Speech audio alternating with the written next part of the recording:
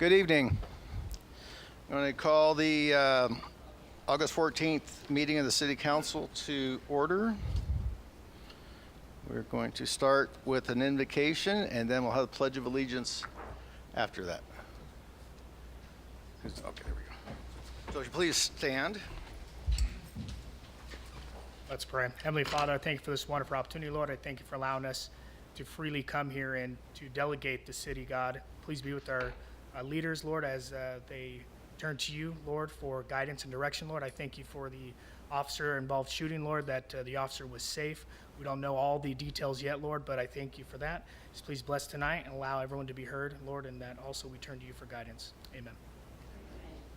Yeah, please follow me in the Pledge of Allegiance. I pledge allegiance to the flag of the United States of America and to the republic for which it stands, one nation, under God, indivisible, with liberty and justice for all. Okay, thank you. May we be seated. Can we have the roll call, please? Ambrose, Here. Button, Here. Kale, Here. Raymond is absent, Nelson, Here. we have a quorum. Okay, we need a city report out from closed session, please. Yes, council considered the item of labor negotiations, was provided information and provided direction, no reportable action. Okay. Do we have any subsequent need items? Mayor, there are none. All right.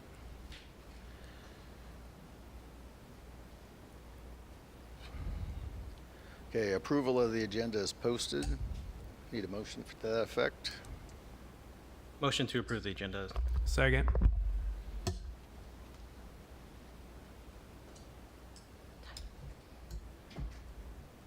Mayor, if I could, for one moment, Councilmember Button did let us know that if we could move something on the agenda, it looks like for one of our ceremonial matters, Nevaeh Nicole Ross Burton is running late.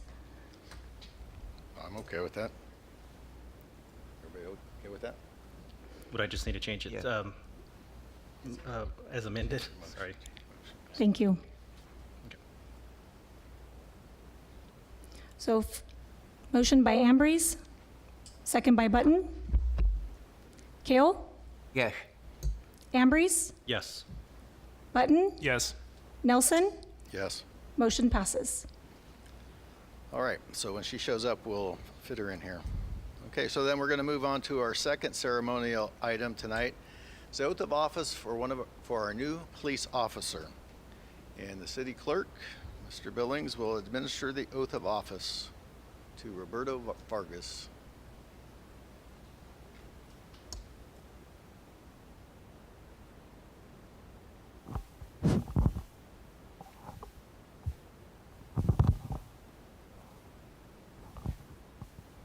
Please raise your right hand. Do you, Roberto Vargas, solemnly swear that you will support and defend the Constitution of the United States and the Constitution of the State of California against all enemies, foreign and domestic, that you will bear true faith and allegiance to the Constitution of the United States and the Constitution of the State of California, that you take this obligation freely, without any mental reservation or purpose of evasion, and that you will faithfully discharge the duties upon which you're about to enter? Welcome aboard.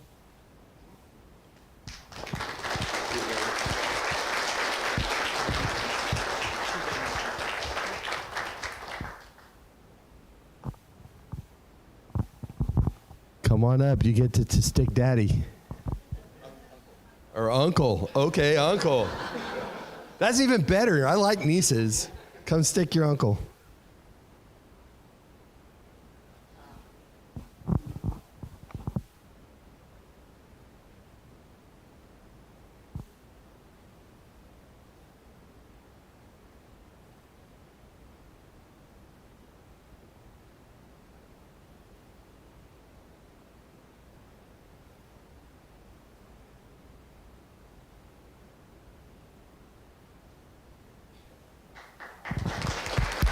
That was cool. That was super cool. Well, as your chief, I would really love to welcome Roberto to our family. This is always a good day for law enforcement when we find someone that is willing to not only take the oath, but put his life on the line every single day for his community. And I'm so incredibly proud of that. The men and women that you see in this room are our finest, without a doubt. And they showed that last night. The ultimate professionalism and their attention to detail were on display, and I am proud to say that they came through with flying colors. And this gentleman happened to be one of them out there last night, and I can't thank them enough for the jobs that they do every single day. So with that, we want to welcome Roberto. He's been with us probably about a month. He's from the Merced area, so he's close. He's a local. We're looking for more. I still have 6 openings. So if you know people, this is an honorable profession, no matter what the media says. And we're looking for our next generation, and Roberto's going to be one of them. I got really high hopes for him. And after watching him in action yesterday, I think they're going to be well placed. He's going to do a great job for us. So with that, I'll let you introduce your family. This is my niece, Camila. Have my niece, Dalia, my sisters, Myra and Estella, and Andrew, brother-in-law. Yeah, I'm from the area. I grew up here in Atwater, and I'm just really excited to give back to the community I grew up in. It's nice to come back full circle and just serve a community that means a lot to me. Well, I'm going to let you get back to work. Thank you. Thank you.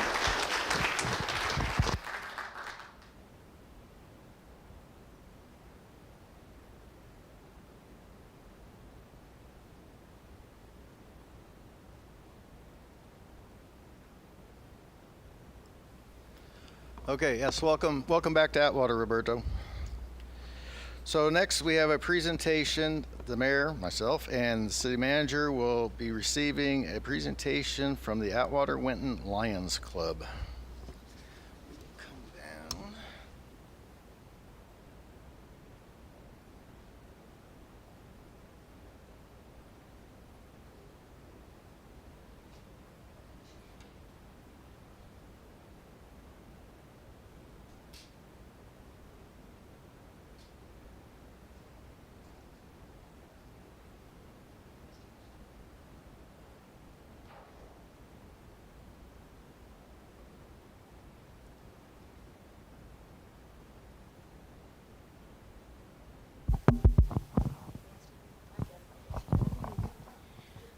Well, we're very happy to be here tonight. As you can tell, we're the Atwater Winton Lions Club, and this year we had a big project that we wanted to keep in our community. So we are here to donate $10,000 to the city for the Veterans Park soccer field and any recreation over there. Basically, right now, we are hoping it will go for the new scoreboard and the lighting in that area. So we've taken this on as a project for the community, so we just want to give back to the community. So I hope you accept it and enjoy it. And Lori, you too, thank you. So, anybody want to say anything? No? Okay. We're good.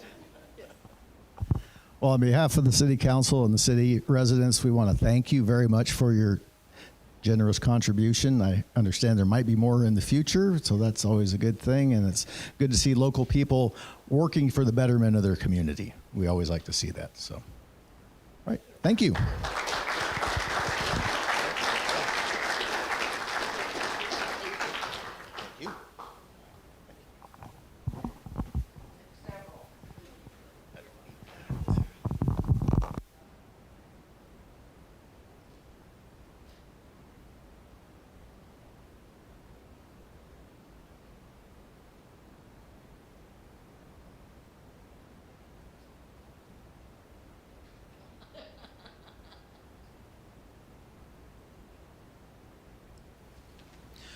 Okay, as everybody here, I'm sure knows, we have a new garbage disposal contractor, and the changeover has occurred, and we have Mid-Valley Disposal here tonight to give us a verbal update regarding all of that. And more, maybe. I don't know. Thank you. Thank you, Mayor. Mayor, Council Member Joe Heisdorf. I'm the CFO, Mid-Valley Disposal. Glad to be here. We've been here kind of a few months back presenting as you guys went through your selection process. Now, as you're aware, there's lots of things going on in the city. The trash transition is one of them. We do many of these for a lot of communities, but most communities, this is their time. This is the one time they switch. So we're here just to give you a brief update, kind of let you know what we've done so far, and kind of just what's in store and what's next as we move through this transition. So I'm going to use this thing here. Switch it on. And let's see which direction I need to point it.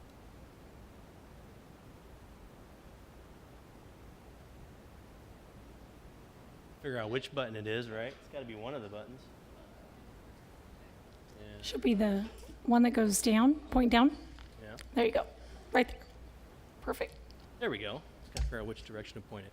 So just introductions. Joseph Kalbakov was not here, not able to make it tonight, but I'm here instead. You got the stunt double, Joe. I'm the other Joe. Jay Fowler, our district manager, is here as well. We actually have a lot of local members here. If you work for Mid-Valley, can you please stand? I just want to and be recognized. We have a lot of team members here. As you may be aware, we opened an office here. We have a new yard on the other side of the highway. We've got probably, I want to say, a dozen people working out of there during this transition, not counting the drivers. So a lot of support staff to kind of help manage this transition. We're just, my role is just to help guide and work with some of the city people. I've been working with Justin and Kelly on a lot of issues, but these are the folks that get it done every day. So I'm going to turn it over to Jay Fowler. He's the district manager here, and he's going to introduce some of the other team and kind of go through operationally what we've been doing.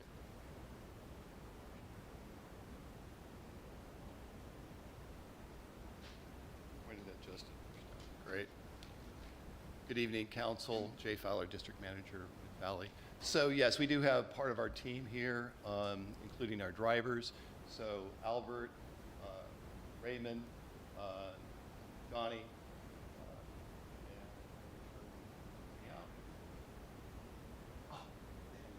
Lionel, hey, you made it. Thank you. Our dispatchers and customer service people that have been taking those calls, Myra and Patrick. And then Pedro has been supporting us as well. And then Maria is our recycling coordinator, also local here, and she's been the one that's been out into the community helping businesses understand our recycling programs. And then Billy is also our recycling manager, who's going to speak tonight. So it really takes a team to pull off one of these transitions. We've been here literally since early May. And I just wanted to take you through that transition and also provide some time for questions. Is it always working? I just want to touch on the commercial services. So commercial multifamily, generally our metal bin front load customers. We started those exchanges in May, started swapping with Republic in May. They continued to service those bins through July. We actually switched out 740 metal bins in that period. We're about done. We're still working with the city to identify some Republic bins that are not on the utility billing, so we're working with the utility finance office to identify those, make sure we've identified the ratepayers. So you might see some Republic bins that are still out there. And also, part of the program that the city asked for was to bring the city into compliance with 1383. Heard a lot about that and the recycling requirements. So we delivered a bundled service to commercial multifamily. So that's those extra carts that people have been seeing, the blue cart and the green cart, that were delivered along with the trash service. That was a minimum level of service to bring the city in compliance with the state mandates of 1383. And we delivered just over 1,800 of those carts in the first week of July. Then our recycling coordinators hit the streets and met with over 465 businesses to talk to them about the recycling programs that were offered through Mid-Valley.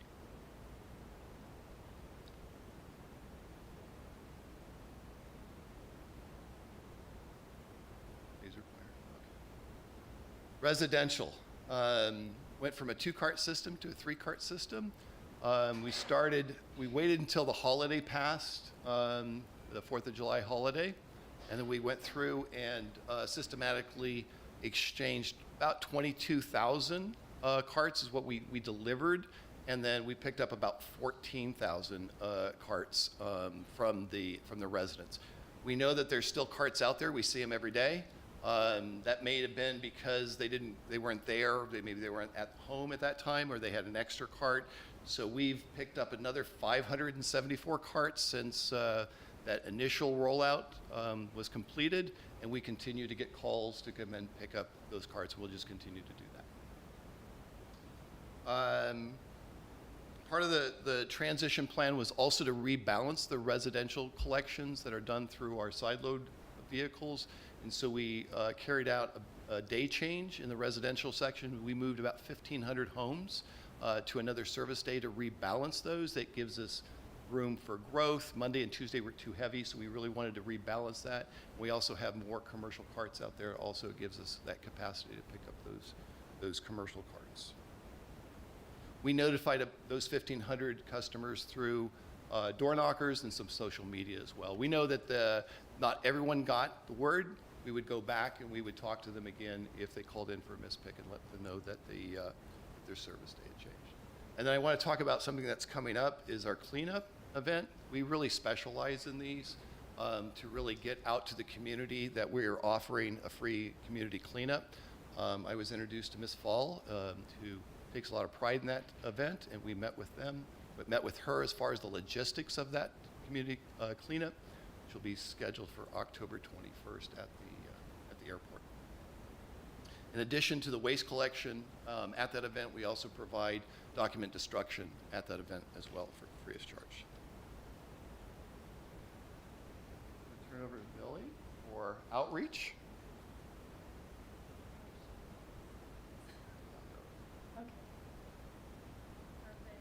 Hi, my name is Billy Miller, and I'm the Recycling Programs Manager with Mid-Valley Disposal. So I get to work with Maria, who is stationed at the Atwater office. So our department is really centered around community outreach and education. That's what we do every day. So with our rollout, everybody got a rollout packet, which included education on the new legislation and information on when to set out their new carts and what pickup of the old carts would look like. It was provided in a packet to all the residents, and we continue to still pass out those packets. Maria was at City Hall for a couple days last week and the week before, making sure that everyone got the information. We have our Mid-Valley Disposal website, which we have an Atwater homepage on that website where residents can go find all of our educational material that we have available to them in downloadable PDFs, as well as they can just see more in-depth recycling guides and things like that. We have a really cool tool, I believe, which is housed on our website where residents can look up when their service day is by their address. And we also have our Instagrams and our Facebook social medias where we post lots of educational information about tricky items, where items go and what cart. So we hope that people can hop on and follow us there for more information. We also love to participate in community activities. So like I mentioned, we were present at the City Hall. We were at National Night Out. We participated at the Town Hall. We love participating in these type of events where we can get in front of the community and answer questions in real time and kind of get a temperature on what people have questions on and what they might be struggling with, so we can help put out new information for the residents. And we loved National Night Out. We got to participate, and we donated a TV for that raffle, which was really fun for us. And we'll open it up for questions. Thank you. Does any members of the council have any questions? I have a comment. I know there's been some, looking on social media, there's been some concerns about not getting, I had 3 garbage cans before, now I only got 1. But I know you're working on that. But I'll just say from our family, we're making an effort to put stuff in the blue can that belongs in there, and we don't have very much in the gray can, to be honest with you. So packaging really takes up a lot of space. And that's pretty hardcore for me to say I'm doing recycling, other than cans and bottles that I get money for. So anyway, I'd just say to the public, give it a chance, take advantage of it, and the less we have going to the landfill, eventually it helps with the rates too, overall. Yeah, absolutely. And we do understand, I mean, there's a learning curve, right? I mean, it takes time. These things don't just happen overnight. That's why we have a wonderful staff. Billy and her department, that's really what they work on, is helping get the word out and educate.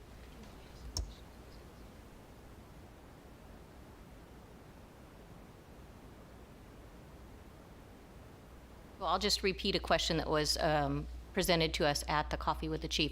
They want to know how the enforcement is going to be rolled out and who's going to be responsible for ensuring that what's where should be there.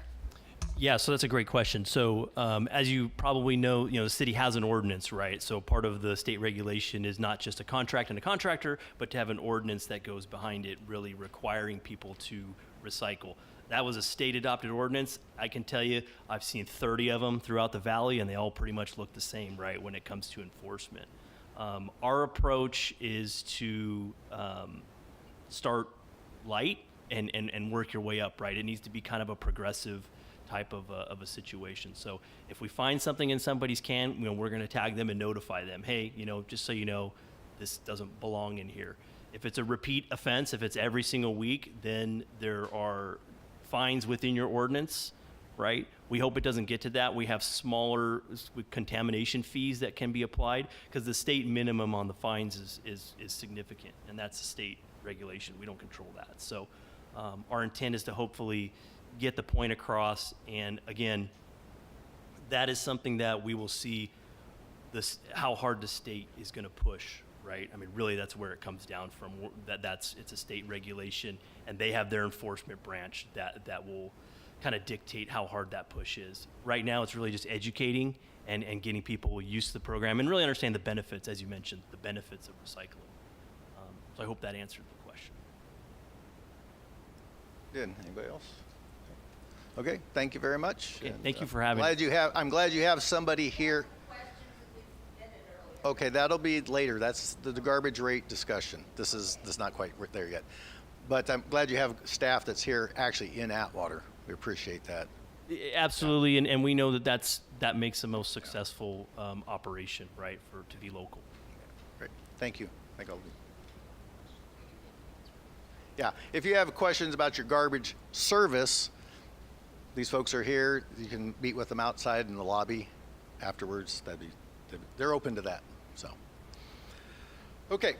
So next, we're going to go back to our ceremonial matters, because I see Nevaeh has arrived, and we are going to.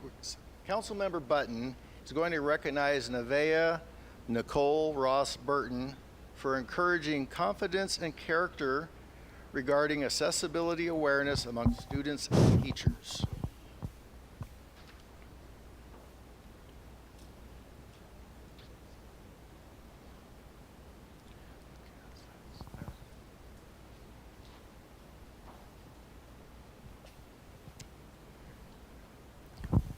All right, thanks. And Mr. DeRay, if I can have you stay up here, do you mind? All right, thank you. And actually hold this too. I'm giving you all kinds of jobs. I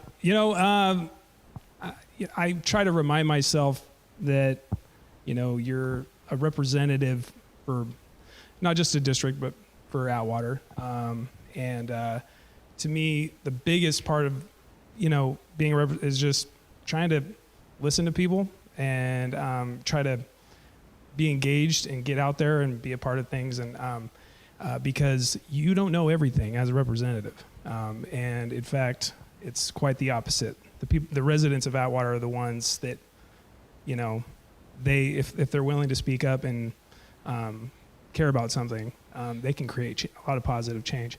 So, really quick, we have a young lady up here, Nevaeh.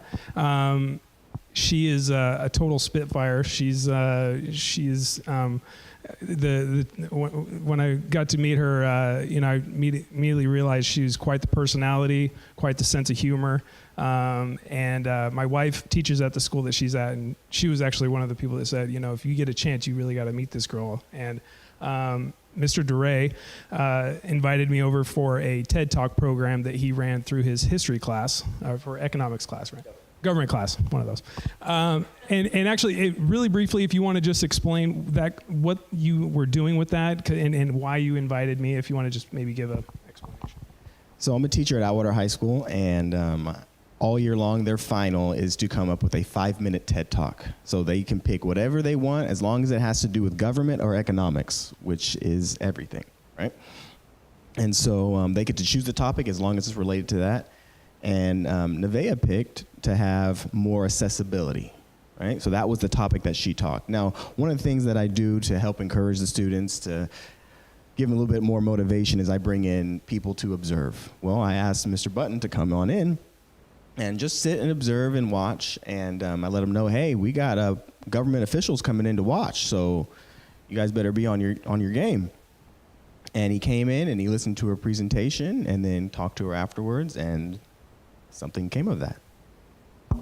Yeah, and she wasn't shy. She was pretty. I said, "Hey, let's have a conversation," and she was. She knew exactly. When I asked her, I said, "Hey, let's dig a little deeper into some things around Atwater and ways we can help out those that are visually impaired and those that have a hard time maybe with some access in some areas." And she knew right away what to talk about. She didn't do it in a way like, "Hey, you guys aren't doing your job," but it was just, "Hey, these are the things." And it was, as soon as she brought those things to our attention, it was like, yeah, absolutely. So we followed up with her, and I kept in contact with her, kept in contact with Mr. DeRay, who's been a great kind of middle point on this. And she is definitely a key part of some positive change that's going to happen in Atwater when it comes to accessibility. And that'll be something that, will be long lasting. So we just really wanted to acknowledge her and her vision on things that we could do in this town. And so Nevaeh, would you like to say a few things? Maybe.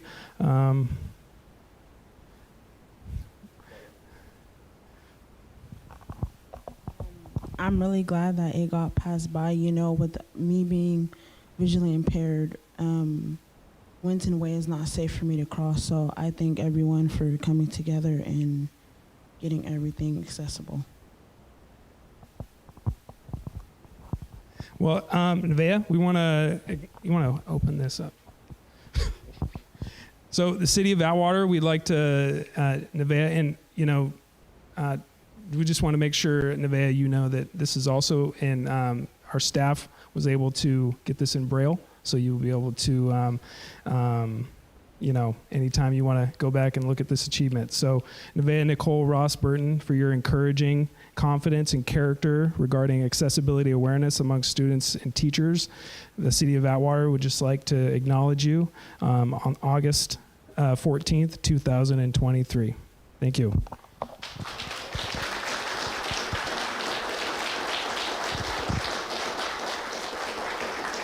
All right. Thank you, Mayor.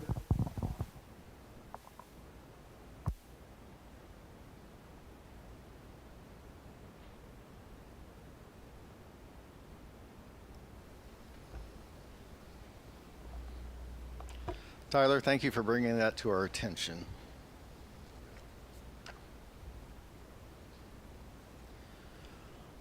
Alrighty, we're moving on to the consent calendar.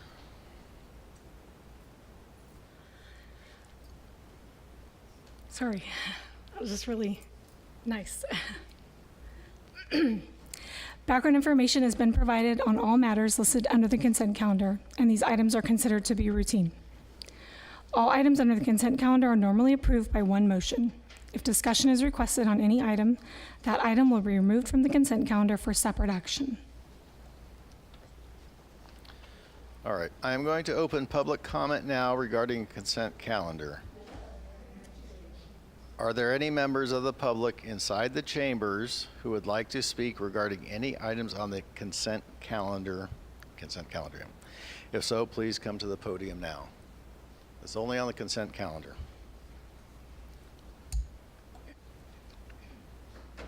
Thank you, Mr. Mayor. Lisa Rasmussen, Atwater, California, also Secretary for the Corporation, Atwater Little League. And I just want to take a moment because I know that our contract is on consent, and I appreciate that. Thank you. And so do about 847 little kids with baseballs and bats and softballs and gloves. And I want to especially thank staff.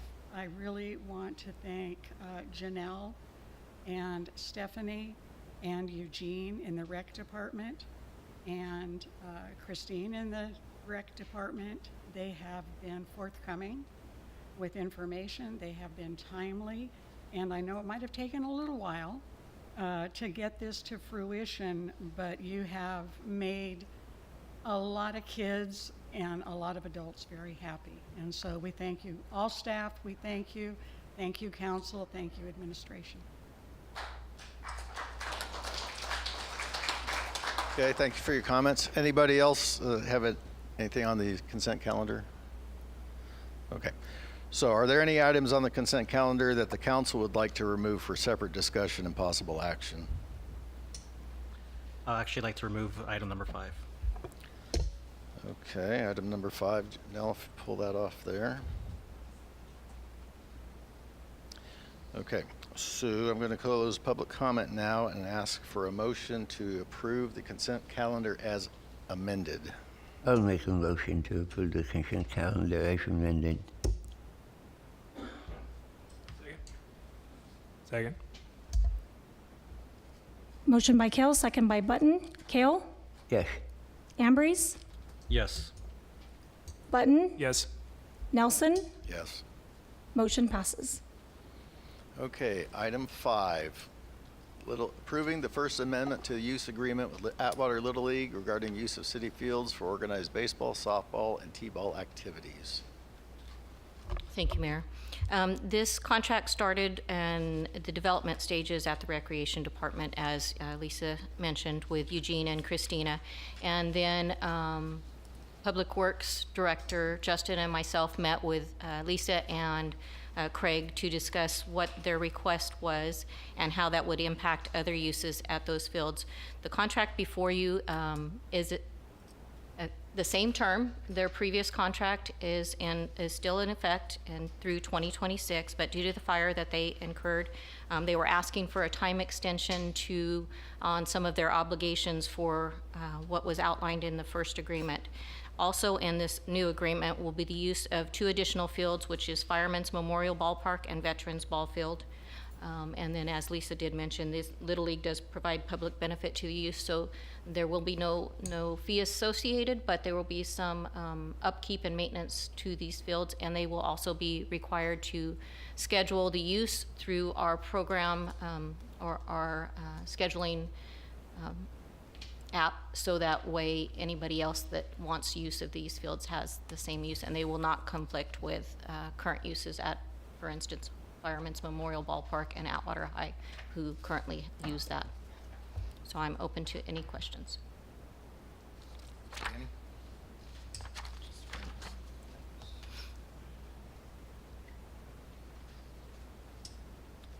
All right, so I'm curious, it's been, as of today, 607 days since the agreement was signed. What has actually been approved on at our fields?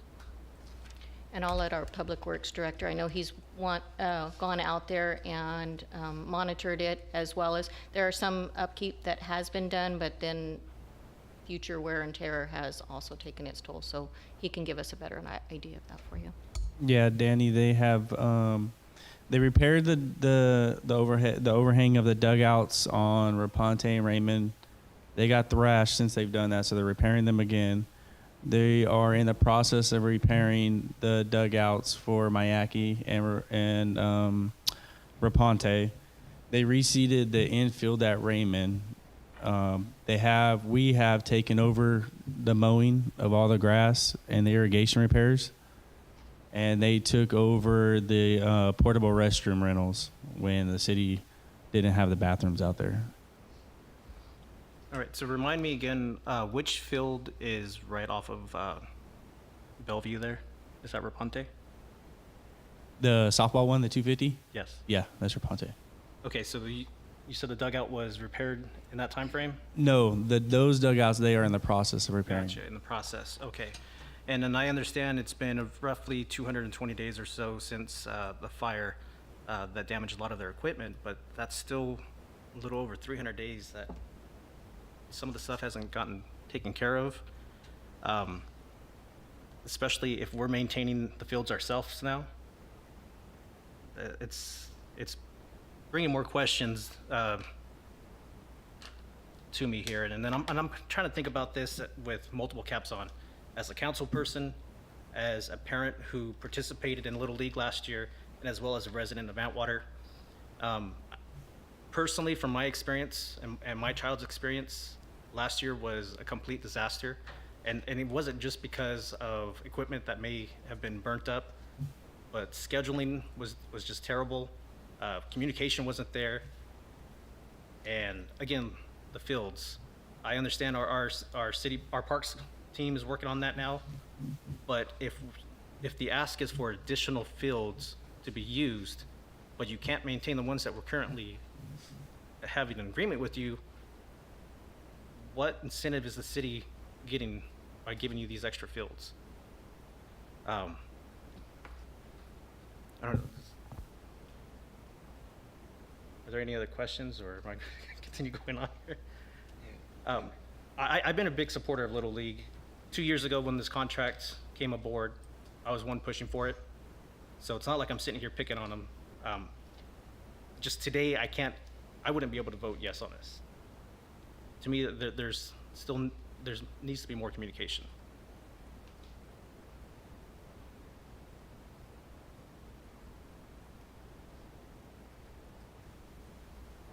Anything else to say about that? Lori? I think Justin answered the questions that Councilmember Ambrose had. I'd like to add clarification, if I may, Mr. Mayor. I think that would be helpful. Thank you. And Justin, thank you. I don't know if you were also aware, but the extension of the fences at both Hirschler and Raymond Field, we had to take down the existing backstop fences and extend them another 15 feet up. That was all done by Little League. The issue regarding communication, and yes, I agree with you, that to say that it was a challenge would just be a gross misunderstatement of what was going on. Scheduling was horrible. As an all-volunteer organization faced with what we considered to be torrential rains, making fields completely unusable, even though we had games scheduled, everything had to be pushed back. Each field does not accommodate every level of play. And so while the T-ball field may have been in better condition, it didn't mean that the majors could play there. So we were in a constant state of keeping all the balls in the air, and we are not deaf to how much difficulty that caused, not just our players, but the parents who are trying to get the players there, to us as a board, who was trying to find a way to keep the games going, and then we would schedule a game, and then there'd be another 3 days of rain, and we'd have to go back to the drawing board with that. Justin knows, I think we probably lived on his phone during those 5 or 6 weeks. It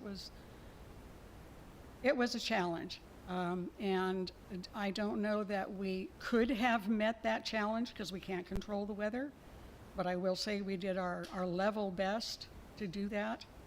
And I would also like to add that it was a couple of our volunteers who are professionals in the area who worked on plumbing issues at those fields, notified city staff that they had located the problem and would they please come out so that we could show them what we found and then work on a solution together. And primarily that was a big time leak at Raymond. We've also identified another one over at Raponte. So when we say we're an all volunteer organization, which we are, we take on a lot of roles that would frankly cost the city a lot of money to do what we do. And if we have to pay for professional services, we do. And we have in the past, the professional fencing being an example. So I just want to put everything out there that, that the organization has contributed to the city, but also some of the challenges we met. What are some of the plans you guys have with the snack shack? Well, we don't have any control. That's a city-owned building. There's not much we can do with it. If you'd like to tear it down and build a new one, we would just be thrilled. Oh. We don't want to tear anything down. We would be so happy if you would do that. We only have the food concession side of that. But when you guys build, or like you said, make extensions, that's city property as well. So there are agreements that can be made, correct? Absolutely. Okay, so with like, say, I don't know, if you guys were to have, I was kind of curious if you guys did have plans with the snack shack, if there was, if we were to. We actually drew up our ideal snack shack, but it was a little beyond fiscal consideration. And then when it comes to injecting back into the community, as far as like buying equipment or buying uniforms, do you guys purchase your uniforms here locally? Yes, we did. We had a young lady who started a woman-owned business, startup. Basically, I believe she'd been in business for 2 years. We purchased our uniforms from her. And those uniforms were made locally? Well, the ones that we have for all of, I say there's so many ways to describe this, but every team can also sport an all-star team that then goes to other communities and competes, and then they can go on from there, hopefully one day, Little League World Series. But all of our all-star uniforms were bought locally. That she was not able, though we went to her, she was not able to take our first proposal for the 847 kids, the uniforms that they need, and all the different work that had to be done on them. I would love to have gone with her because I think she did a fabulous job. Even when she totally got set up then, she did a great job. And we're going to go back to her for the 24 season. Thank you. I have a question for you. What are your plans for the 2 new additional fields? Can you explain to me what makes it necessary for you to get those 2 fields also? If I may, I'll start with Fireman's Memorial. Fireman's Memorial is a quote-unquote a junior-senior level field. The fields at Osborne are 60-foot bases, and the junior seniors are ages 13 to 17. Those players, in order to be in that division, they must have a 90-foot baseline and a 60.5-foot pitching distance from mound to plate. That's the only field with those dimensions. There's no other field in the city with those dimensions. This is the last year, of course, what we call our 50-70. That's called intermediate. These kids are all 12 and 13-year-olds primarily. They took the district and they almost took regional, which we were very proud of. Our juniors took regional, and those are the 14, 15, potentially some 16-year-olds. So, and then our seniors actually won regional, and then they lost further down the road.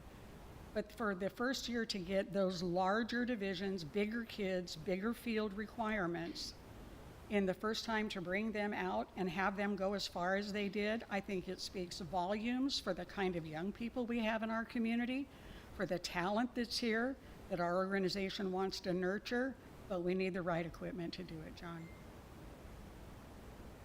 Thank you. Thank you. And as far as Veterans Park, Oh, thank not you. Veterans, well, that's It is that's not the one I was going to say. Memorial Ballpark.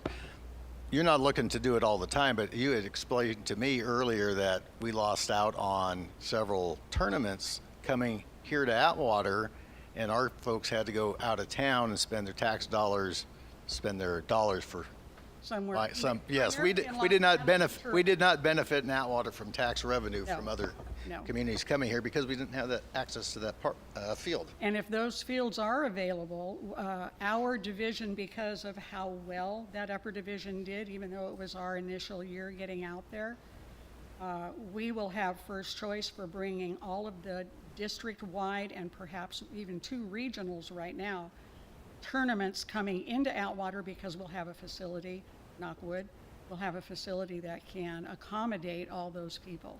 And when we went to tournaments, we had, like I said, we had to go to Las Banas. We had to go to 2 different places in Turlock. And it was difficult for me to go out of town and spend money, but I didn't have a choice.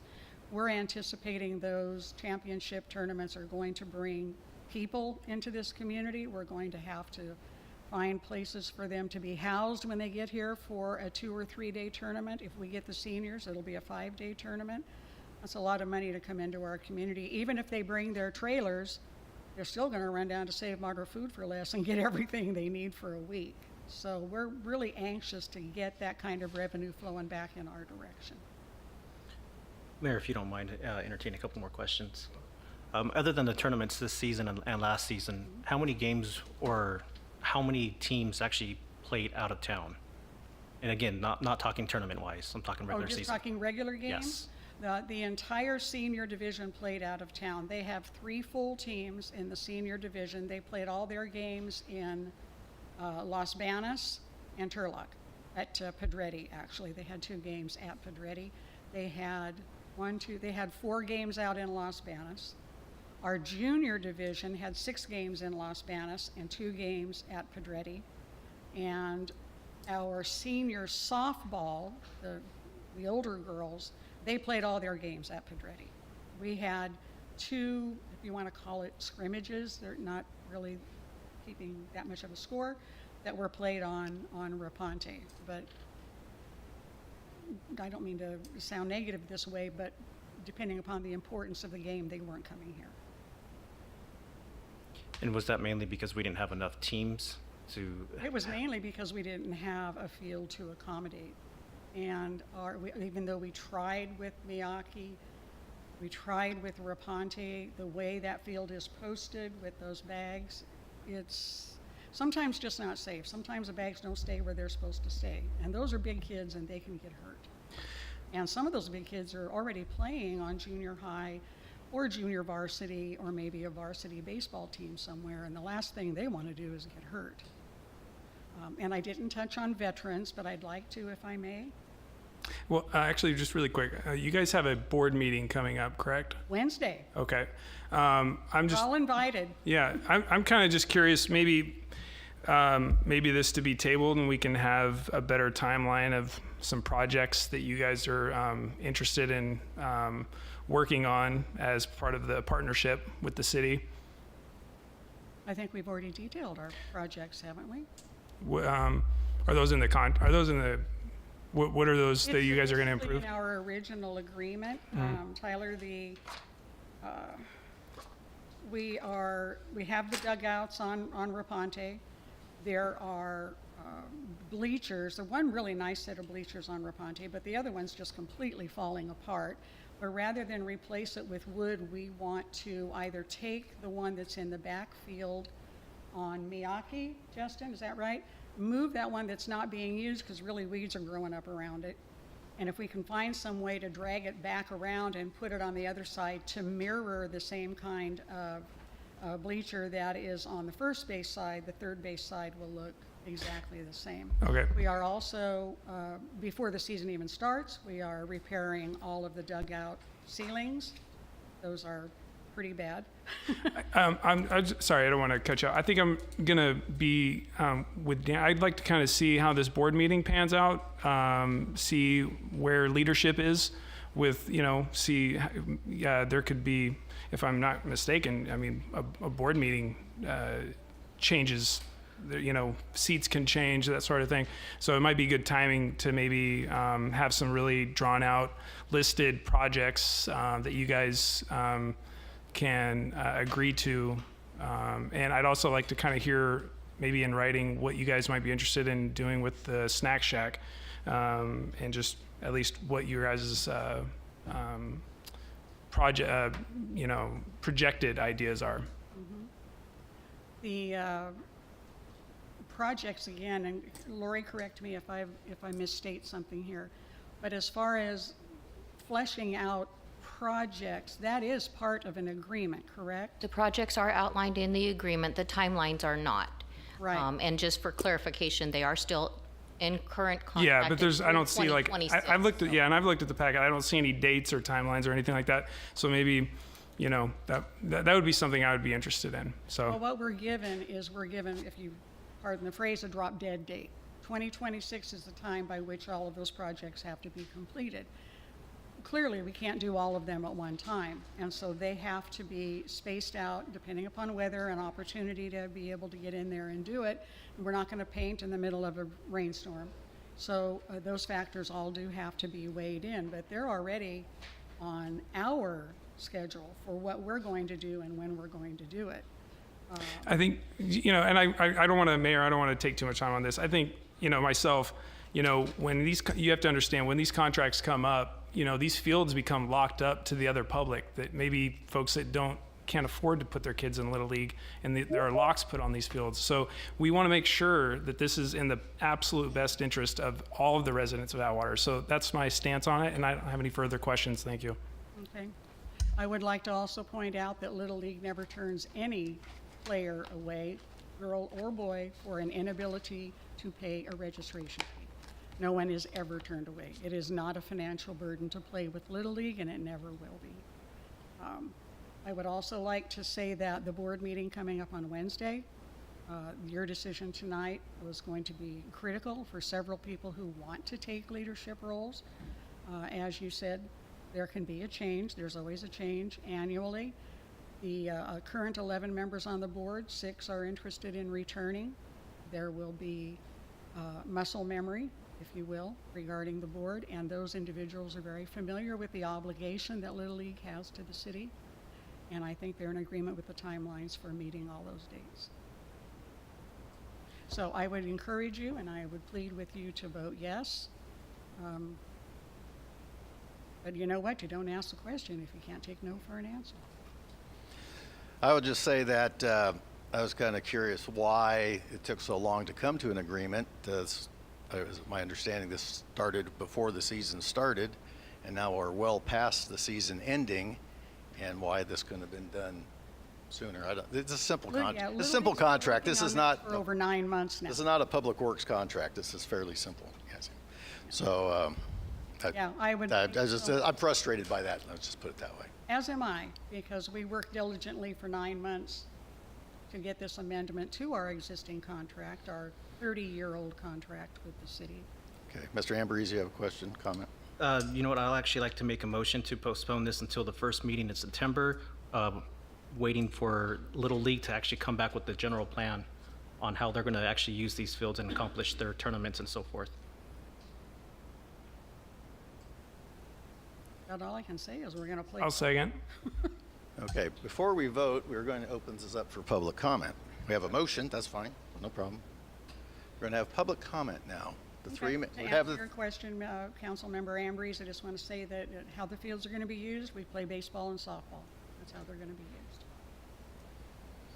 Does any member of the public wish to come forward and comment on this item?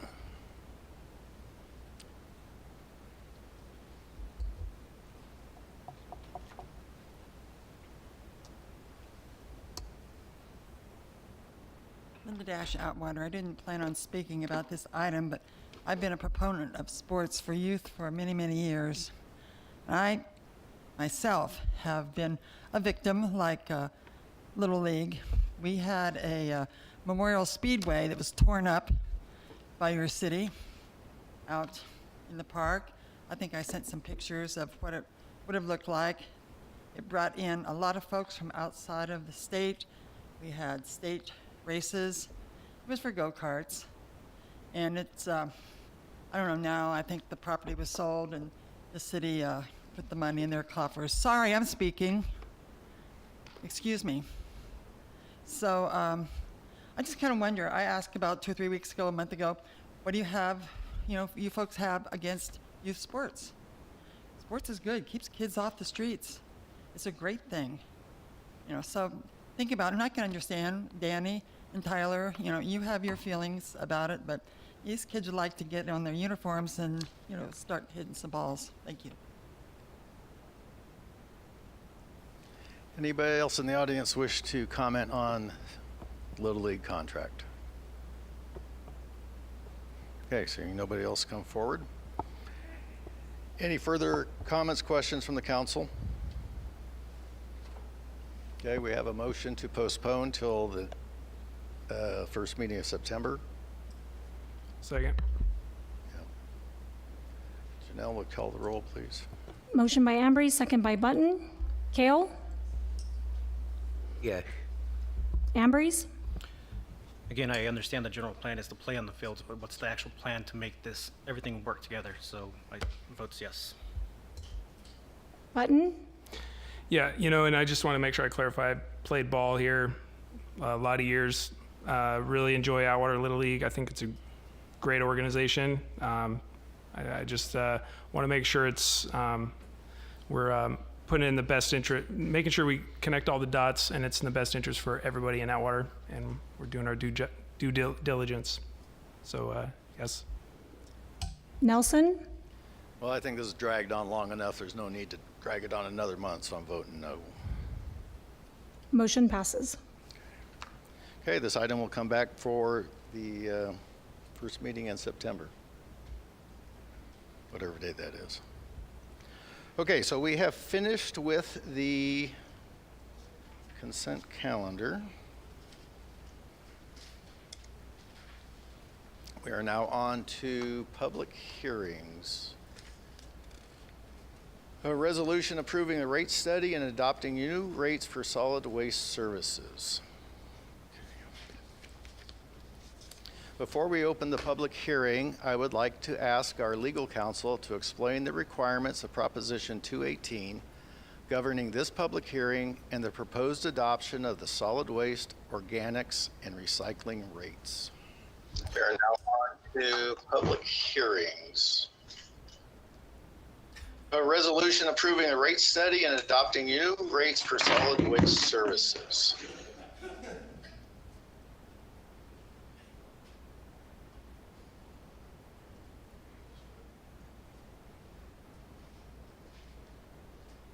Shouldn't do it now.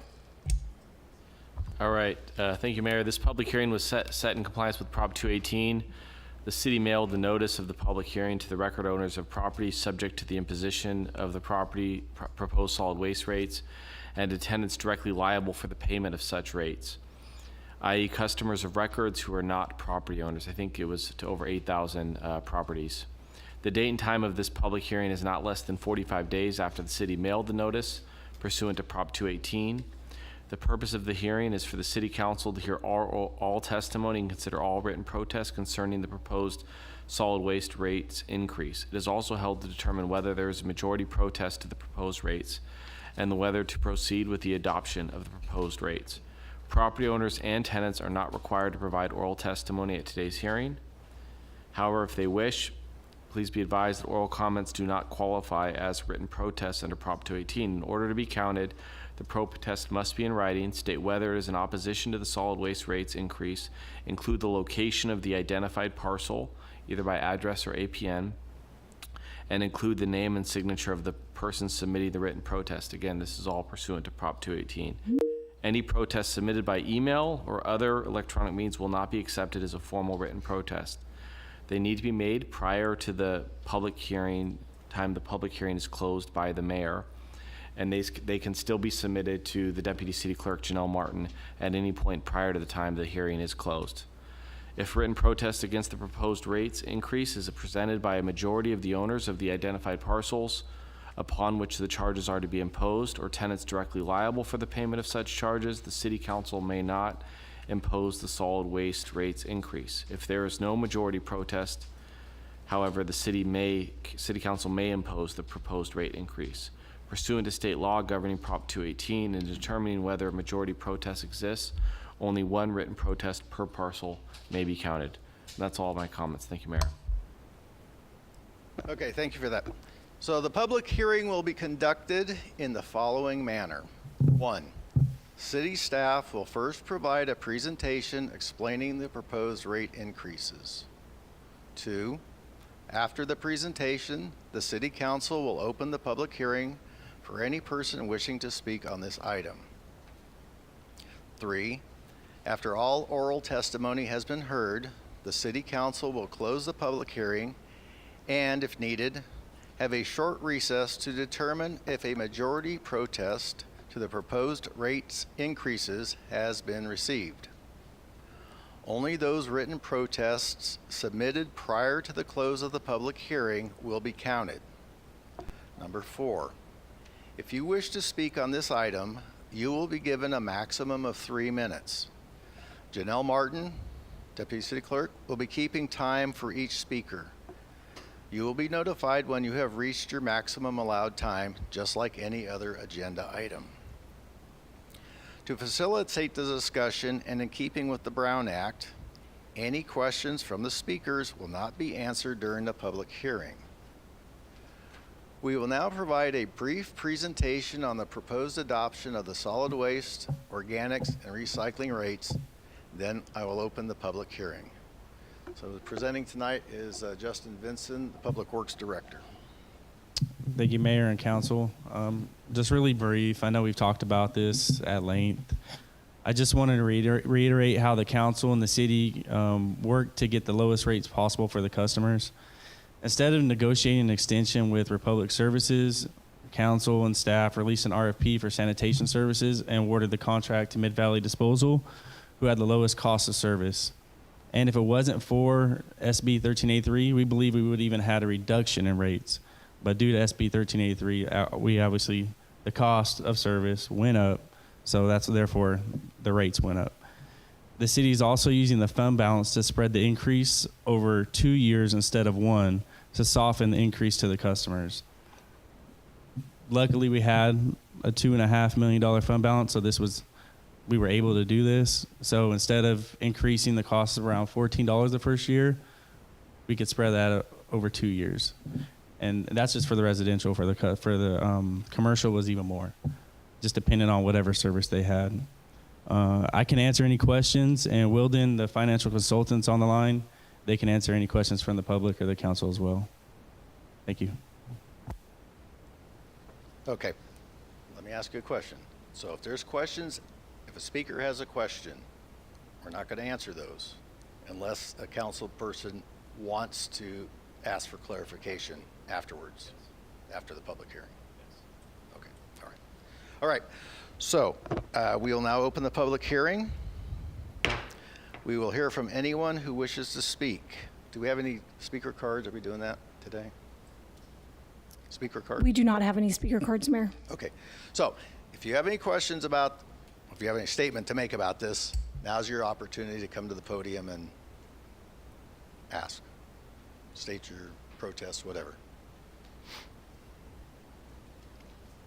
Hi, my name is Sherry Ewer, and we got the notification as to how much the increase was going to be, but we live in a mobile home park, and in that mobile home park, we do not need these big bins where we only had a small black bin before, and trying to, as you say, use that bin that for organics, it would take us forever to get more than this much filled. And what we've found is that we are dealing with maggots and flies and nowhere to dump them to clean the bins. So basically, nobody in the park is probably going to use those bins. But we just can't. But secondly, the bin sizes are, again, if it's going to cost us even more for the trash pickup, the bin sizes are so big, we could let them go a month without even pickup. So the cost is really going to affect us a lot if we are stuck with 3 bins, that size, and most of us wouldn't even need to put them out for nearly a month. Thank you. Thank you. That's a good question. We'll have somebody, we'll talk about that when we get done with everybody else here. Okay, anybody else wish to speak?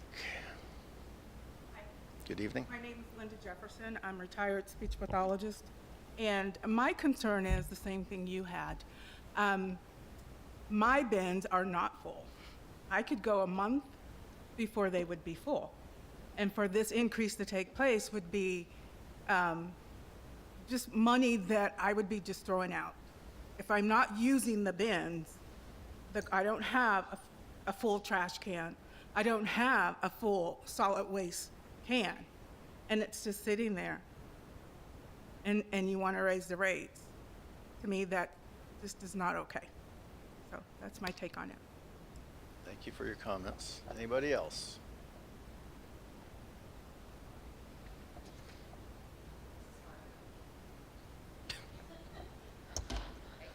Okay, Linda Dash again, Atwater. I work with a lot of people that are seniors and they're on fixed incomes.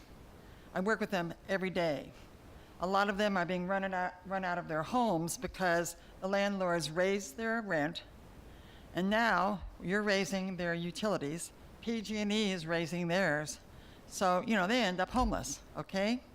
So, about 2 years ago, if y'all remember, I came up to this council and I said, hey, what happened to your agreement between the County of Merced and the City of Atwater with all the nasty stuff, the sewer that's coming from Castle? Every time I ask about it, they're saying, we're working on it. We're working on it. You've been working on it for 2 years and you still don't have a contract. Millions of dollars has gone down the toilet. Can we, because we're talking about the garbage rates. that's what I'm saying. Because Talk if you about would have sewer. had that money, you wouldn't have to raise your rates. That's not true. Yes, it is. No, it isn't. We can talk about that later. Okay. Okay, are there any other folks who wish to speak? Okay, seeing nobody else come forward, I am prepared to close the public hearing. Before I do that, I would like to provide anyone who would like to submit or withdraw a written protest the opportunity to do so. Once the public hearing is closed, the City Council may no longer accept any written protests on the proposed adoption of the solid waste, organics, and recycling rates increase. Are there any remaining written protests to be delivered? Okay, seeing none. Public hearing is now closed because we'll answer questions later. Okay. Public hearing is now closed. Okay, at this time, I would like Ms. Martin do we need to recess to tabulate the results? No, Mayor, we do not. Okay. Would you please provide the council with the tabulation results for all valid written protests submitted prior to the close of the public hearing? Prior to the close of the public hearing, we received a total of 25 written protest letters regarding the rates. For the proposed rates, a majority of the owners of the identified parcels or tenants directly liable for such charges would equal 4,254. A majority protest does not exist for the proposed rates. Okay, thank you. So there is a total of 8,506 parcels in the city limits that are subject to the garbage rates. And to stop this rate increase just automatically, we would need 4,254 protests. We got 25. So based on the number of valid written protests submitted prior to the close of the public hearing, a majority protest does not exist for the adoption of the proposed rates. The City Council may now proceed to consider the proposed resolution to adopt the increases to the city's rates. Okay, do we have any other questions from the council? I have a question. So you read off numbers about how many was needed in order to much put it into this. Was that information shared prior with our residents? I believe it was in the letter that went out, wasn't it? Yeah, I didn't have the exact numbers, but it said it had to be a majority. Yeah. But how would our residents know what a majority was if there was no numbers, no hard numbers?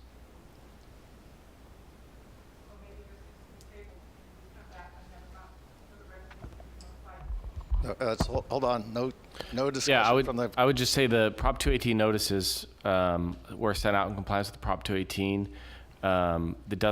There's not a requirement to actually put the total amount. It just is required to put a majority protest is required. So there was additional information. Obviously the city can do that. I know that it was advertised on social media and other places, but yeah, there's no. I can just say that 218 notices were sent out in compliance with 218. That's all. Okay. At this moment, I'm not going to make a motion, but something to consider for the rest of the council. We don't have a full council up here. There is no one to represent District 4. I do not know if anyone reached out to Councilman Raymond. I would like to see this pushed back, at least until the next meeting. Okay, so we had some questions that were raised during the public comment. Justin, did you happen to make note of those Yeah. questions? Okay. Yeah. Would you care to answer them, please? So for the first question about the bin sizes at the mobile home park, so the mobile home parks we're considering commercial, so they would work with Mid Valley, and Mid Valley would size them appropriately for their needs.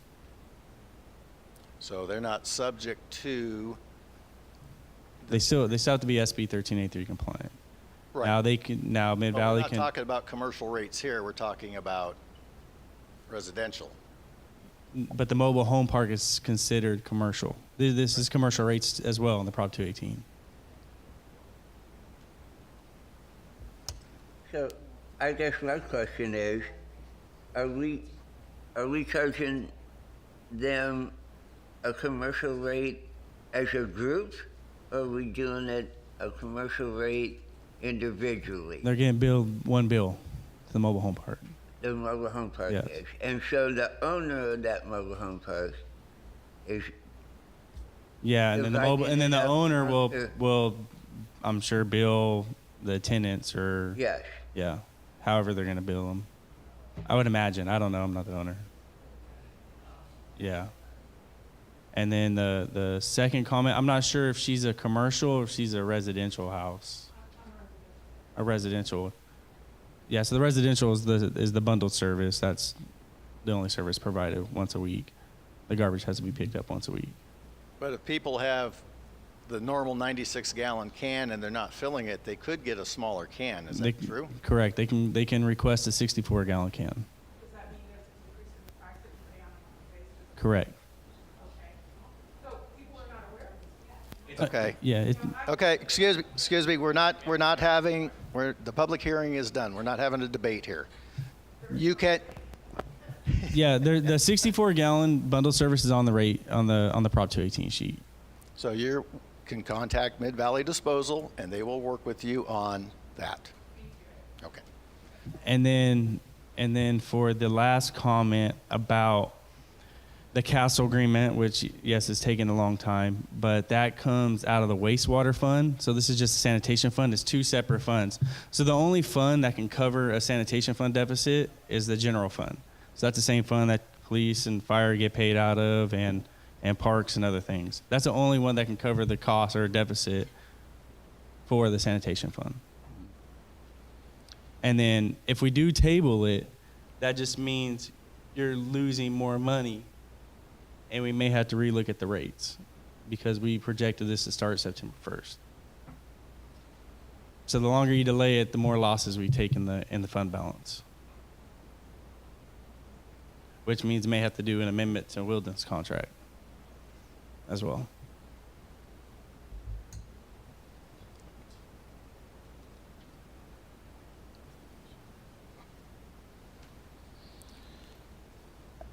Okay, so nobody wants to have their rates raised, myself included. But the users of the service have to pay for the service. I mean, that's just simple economics right there. So as Justin said, if we push it off, then we're just kicking the can down the road. I think this council's has come under this before where we've had to deal with things that were kicked down the road from previous councils. And I don't like seeing that happen. I mean, it's easy to say, well, yeah, we'll look at it later, but we're up here to make the tough decisions. That's why we got up here. If you don't want to take the heat, then you shouldn't be up here. My opinion, just my opinion. So we did not, I know, Danny, you talked about the numbers, but we got 25 written protests. We would need 4,254 total. There's quite a disparity there between those two numbers. So, I have a question. When was the last time, City Manager, when was the last time we raised our rates for solid waste? I guess. The last time we raised the rates was last fiscal year, but the last time you did the adoption of the rates was 17-18, fiscal year 17-18. Again? Fiscal year 17-18 was the last time you adopted new rates, and then 17-18, and then the rates Year ended 17. last Okay. fiscal year was the last increase. Yeah, 5-year cycle, right. And the increases are phased to be less impactful to the residents. We are considering them. and I think it's important to point out too, as Justin said, our rates would have gone down had it not been for the state of California implementing Senate Bill 1383. Right. So your state representatives voted to implement additional green waste composting. I think that was about 8 years ago they passed that bill. So those people that voted for all that, they're long gone out of office, and this is what we have to deal with today. We have to deal with it because of their whatever. But it's an unfunded mandate. They mandate it, but they're not providing us with the money, the backfill money to pay for it. So we as the residents and ratepayers have to end up footing the bill. So I'm not happy with it either, but it is what it is. And inflation has gone up. We all know that. Fuel prices, et cetera, all that kind of stuff too. But it's interesting to note that had 1383 not been implemented, our garbage rates would have actually gone down a little bit. So. And then just to clarify too, Danny, when we if you wanted to mail out another set of Prop 218 notices, it cost us around $11,000 to do it last time. And that come out of the sanitation fund or the general fund? Sanitation fund. Okay. Tyler, question? Yeah, Mayor. I understand we have the schedule. Say down the road with this schedule, is there a way to, in 2025 or down the road, a future council could say, hey, we're going to try to lessen the blow or something? Like, what is the concreteness of this schedule? Yeah, so it's staff responsibility at the end of every fiscal year to look at the rates, look at the fund balance, and see if there's any opportunities to lower or, hopefully not, but increase it, say, oh, we're not getting enough of the money. So it's staff's job to look at that, analyze it, and then come back to council with a recommendation. Yep. Okay. Any more discussion? Motion? I'll make a motion to approve it. I'll second. Motion by Kale, second by Button. Kale? Yes. Ambrose? No matter what, our residents are going to lose out on this, but I'm going to stick to my guns and say no. Button? This is definitely one of the more disheartening votes, for sure. Yeah.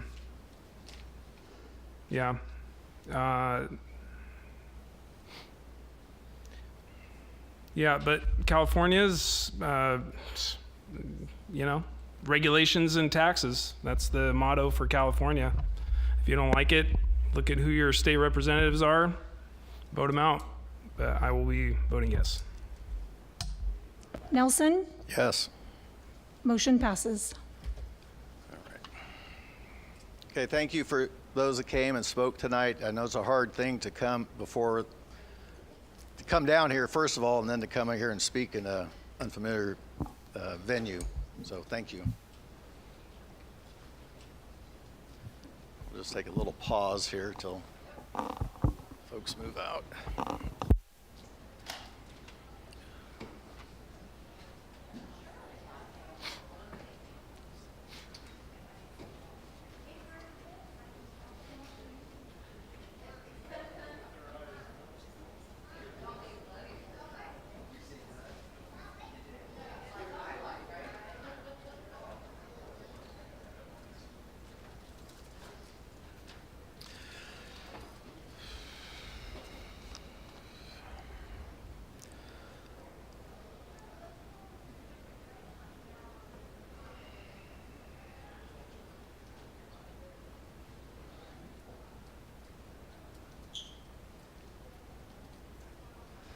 Okay, we're going to move on to our next public hearing, which is for the 2023 Edward Byrne Memorial Justice Assistance Grant Program. Chief Salvador. Thank you, Mr. Mayor, members of the council, members of the community. Mike Salvador, the police chief. This is a yearly routine item. The Byrne Justice Assistance Grant Program has been in existence. I am opening the public hearing. Oh, I'm sorry. No, go ahead. No, it's not you. It's me. All right. I skipped. Where was I? Okay. Sorry. Back to the program itself. The Byrne Justice Assistance Grant Program has been in existence for about almost 25 years now. It was part of Clinton's 100,000 Cops initiative, and it's morphed into a assistance grant program for law enforcement agencies nationwide. The amount of the allocation is based on a formula that revolves around a jurisdiction's crime statistics. There is a minimum grant threshold that those crime statistics trigger. The minimum grant is $10,000. The city of Atwater, since I've been your chief, is averaged grant programs anywhere between $12,000 and $15,000. So our crime statistics are relatively stable.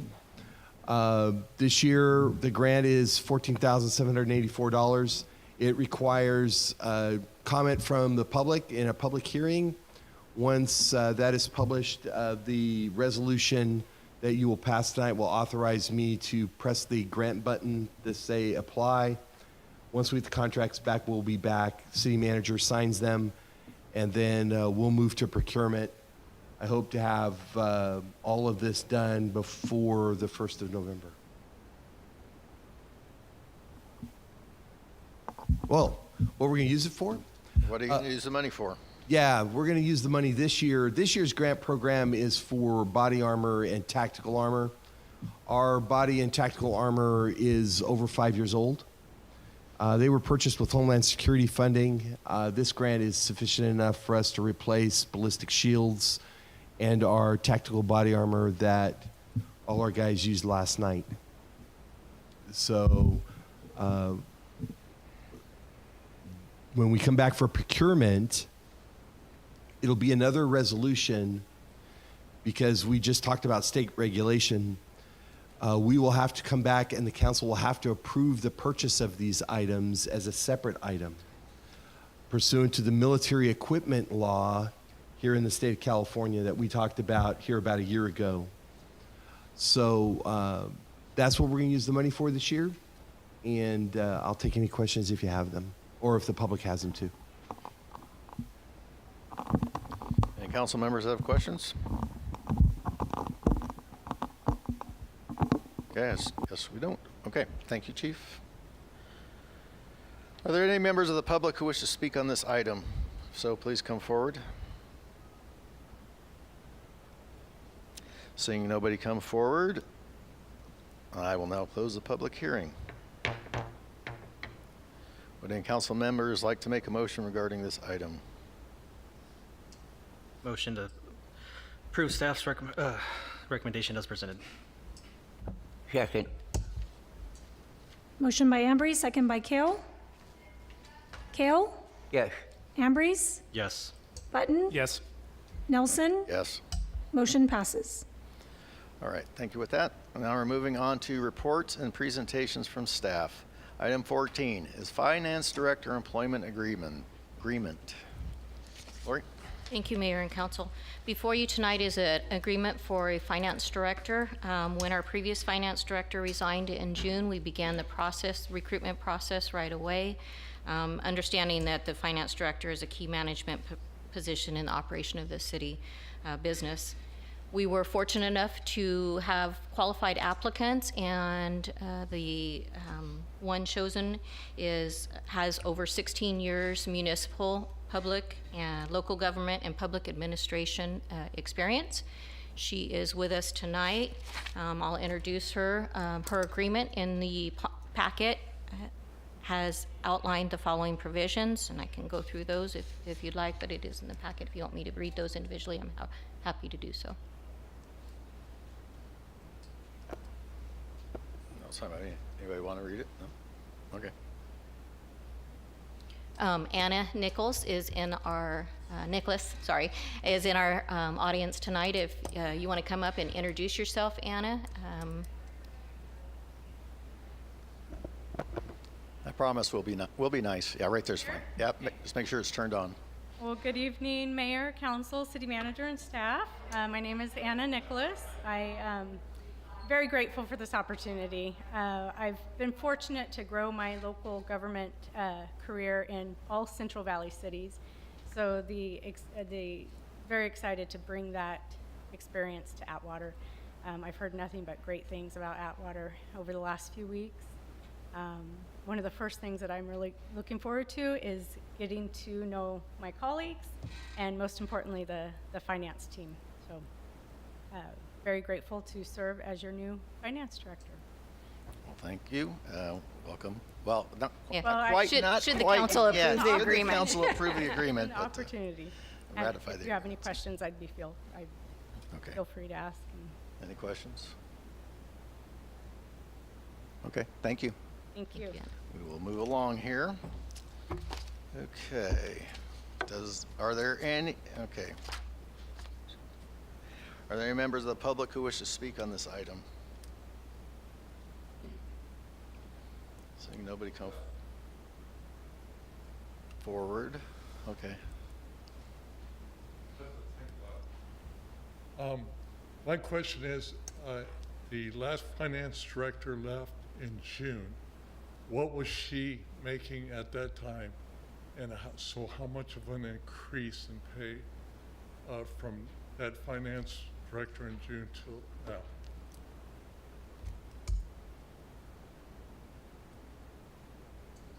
So the city follows a salary schedule, and as outlined on the salary schedule, Anna will be making what the previous finance director was making at Top Step as well, because of her experience in the municipal field. And there was no increase other than what was already approved in the budget. All right. See nobody else come forward? Would any council member like to make a motion? Motion to approve staff's recommendation as presented. I'll second. Motion by Ambrose, second by Button. Kale? Yes. Ambrose? Yes. Button? Yes. Nelson? Yes. Motion passes. Congratulations. Yes. Welcome, Anna.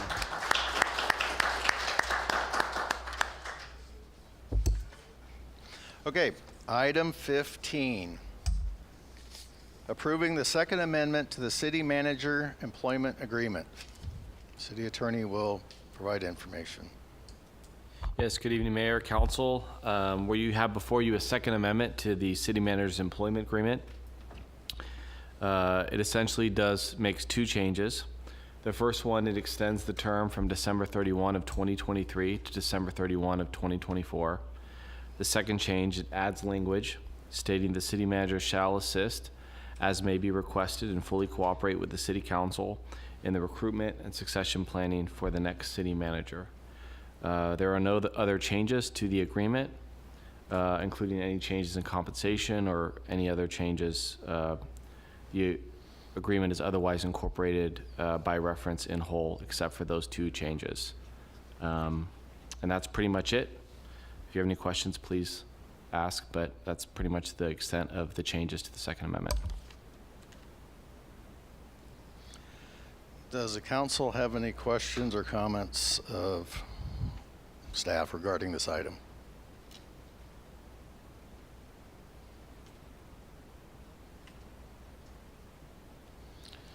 Okay, I have, nobody else wants to say anything?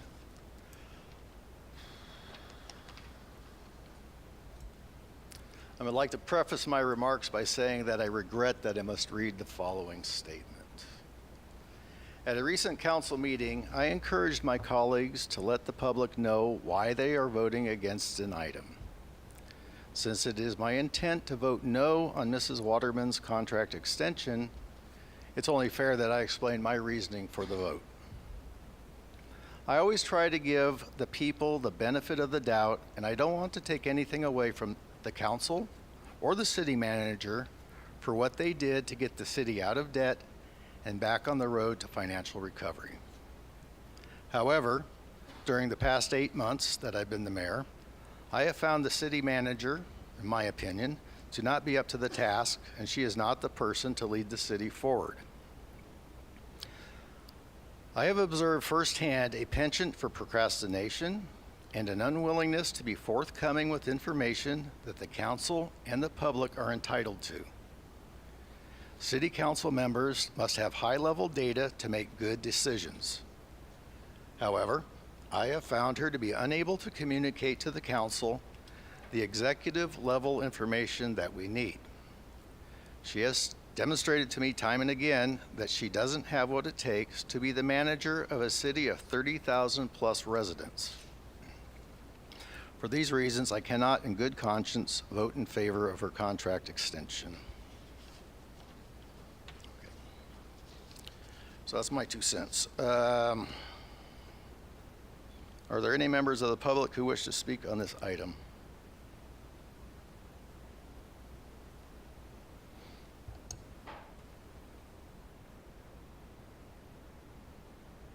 Well, anybody that's followed the history of the city council knows that during my tenure there was nothing but turmoil for the city manager position. I'm not going to stand up here and relive all of the history, but I will just say this. At the time that Lori Waterman was placed into the position that she is placed in presently, the vote that I made at that time was a no vote. The no vote was because of the municipal code and the qualification levels that are prescribed in the municipal code, of which Lori meets none. I also felt that there were other people that were qualified to fill the position. There was also a vote by the council. At the time, we had gone through recruitment where we brought in people from out of state. And the one person that stood out most was a man named Bill Mellinen from Branson, Missouri. He was outstanding, 35 years in the city management business, and he was far and away the one. However, the night that we wound up voting, it turned out that we voted at that time for Graham Mitchell. Graham Mitchell, 2 weeks later, resigned from that position. At that time, we were supposed to go ahead and offer the position to Mr. Mellinen. Mr. Mellinen was pushed aside in order to put Art to work in. That was the dilemma that I was going through. That was the hell that I was going through with this city. And I'm not going to, say, I'm not going to use the word corruption. You can use it yourself. But the thing of it was is that when that man came in, turmoil, nothing but ensued, along with the city attorney. At that time, he went and made an appointment of 2 deputy city managers. One was Ms. Deal, who was finance director, and Lori Waterman.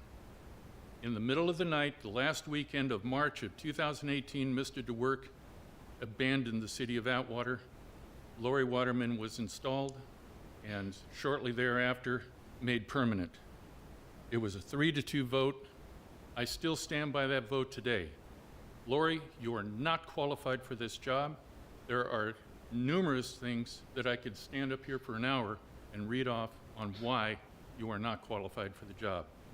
But I want to make one correction. The compensation is increased. In the budget, it went from $205,000 to $213,000 in the budget. That is an increase where the school I went to. Okay, thank you. Any, excuse me, anybody else wishing to speak?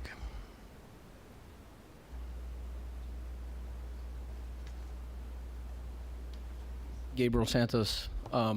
Just want to, everybody knows, as Mr. Price just mentioned, the city of Atwater has history with the city manager positions, but none of those individuals are here.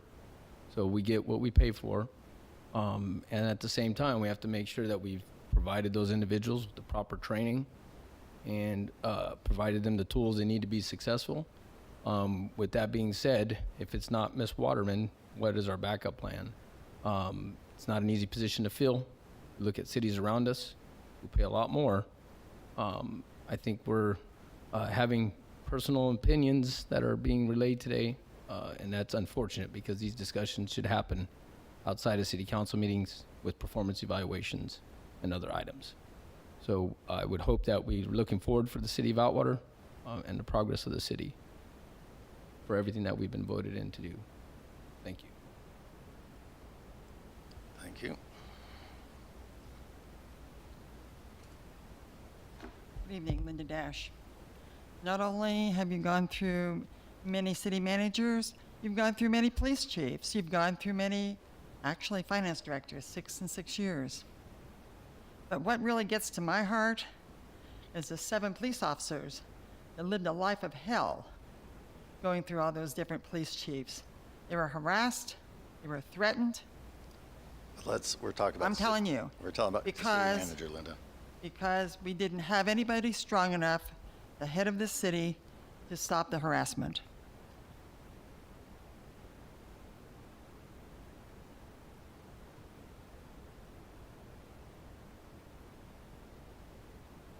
No personal agenda here or opinion, but you guys sitting up here, you constable, have a task to do.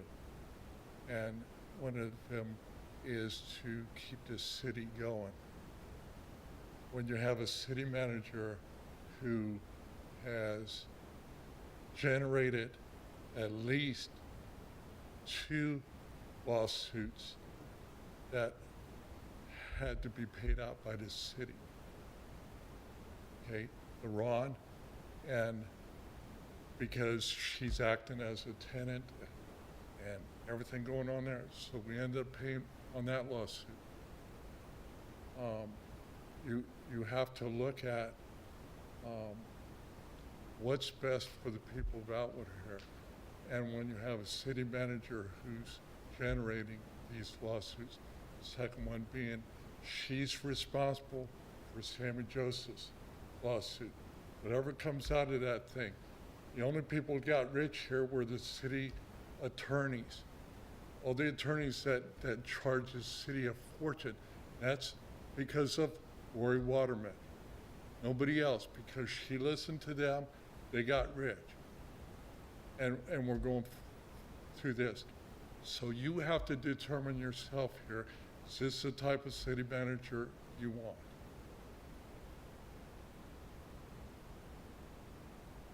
Okay, anybody else? I don't see anybody else coming forward, so we are on to council members like to make a motion. John? I'd like to make a comment. Sure. There are a couple of comments. First off, Mayor, you said you like to give people benefit of the doubt, but day one you said Lori Waterman needed to be fired. That's not a benefit of the doubt. Definitely not a benefit of the doubt. Ms. Waterman, I've been here 4 years, 8 months. I've worked with you hard to make this city better, and we have. We have done outstanding work with your leadership. You have found the right people in the chief here, in Public Works.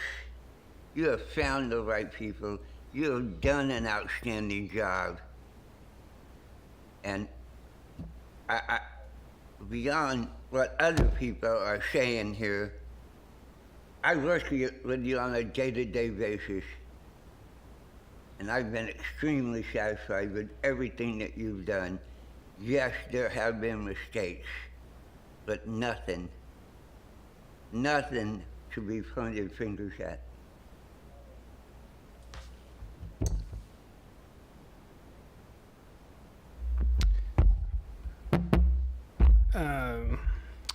To me, actions, numbers, statistics, that's how somebody should be judged. Well, no, not entirely, but in a city manager position, it's very much about statistics, numbers. When COVID happened, that was a thing. I don't know if you guys remember that. Take a look at the cities around Atwater, or go as far out as you'd like. What did those cities look like? What was the culture? What was the attitude? What was the feel living in some of those other towns? When you're the quarterback of the football team, if they lose, you are going to be the first one interviewed. But if your team wins, you get to be the first one interviewed as well. I was in the Audit and Finance Committee when I first took City Council. I saw the numbers. We were adding businesses when other cities in our area were losing businesses. Those are numbers. Those are statistics. When we look at the budget, look at any graph you want. Go ahead and go back to any city council meeting. Dig up any graph you want. Those graphs were moving in the right direction. When we held interviews for planning commission positions, we had, I think, 8 or 9 positions. One of the questions I asked them, I said, do you think Atwater's headed in the right direction or the wrong direction? All 9 of them said Atwater's headed in the right direction. I don't know what motivation they had to say yes, or that it was headed in the right direction. If anything, it probably would have helped them to say, no, I don't think it's headed in the right direction, and here's what I think I can do better, or what I can bring to the table to help make it better, right? From what I heard from the gentleman sitting next to me, even though I regrettably wish those conversations and those comments could have been done in where we were holding those conversations, but that's okay. You can bring them to the public light if that's your prerogative. Even though this is in the reports and presentation portion of the agenda. But procrastination as the only reason that we reboot the engine, start everything over, and to do it right now. So the inclination I'm getting is that we should just cold turkey stop with the city manager that's here right now. Cold turkey, full stop right here. Start the recruiting process with an interim is what I'm hearing. This city council is simply asking till the end of next year that we then have another city manager ready to go. And we do have a transition plan. And as the previous mayor outlined very perfectly, a horrendous nightmare of a process getting a city manager. We're trying to avoid that. Let's keep Atwater headed in the right direction. Based on numbers, statistics, and performance, not opinions and personal preferences. That's my stance on it. So, thank you.